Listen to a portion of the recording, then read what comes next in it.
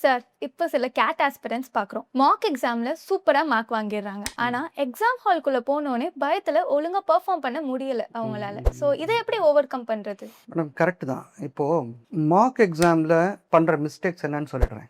Mark exam நல்ல score வாங்கிட்டு main பரீட்சையில் போட்ட விடுறதுனால மார்க் எக்ஸாம்ல சில தப்புகள் நடக்குது. மெயின் எக்ஸாம்ல பார்த்தீங்கன்னா உங்களுக்கு 2 மணி நேரம் பரீட்சைக்கு 1 மணி நேரம் முன்னாடியே கூப்பிட்டு உள்ள உட்கார வச்சுக்கோங்க.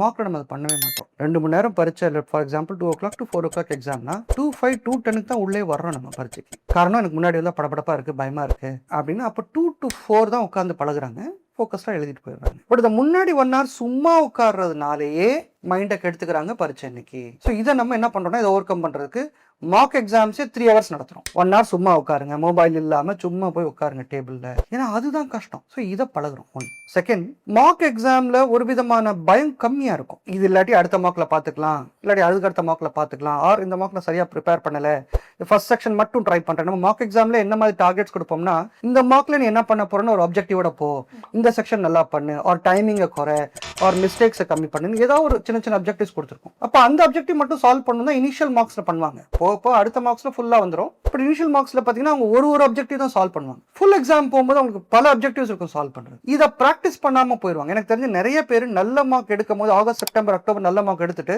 கடைசியில் 1 மாதம் மார்க்கே எடுக்காம கூட இருக்கிறாங்க. காரணம் சார் இல்லை சார், நான் கடைசி மார்க்கில் பார்த்தீங்கன்னா 95% வாங்கிட்டேன், இதுக்கு அடுத்து என்ன கம்மி ஆயிடும்ன்ற பயத்தில் மார்க்கே அப்பியர் ஆகாமல் இருப்பாங்க. டேரெக்டாக பரீட்சைக்கு போகும்போது அந்த பயம் வந்துடும். ஆச்சா.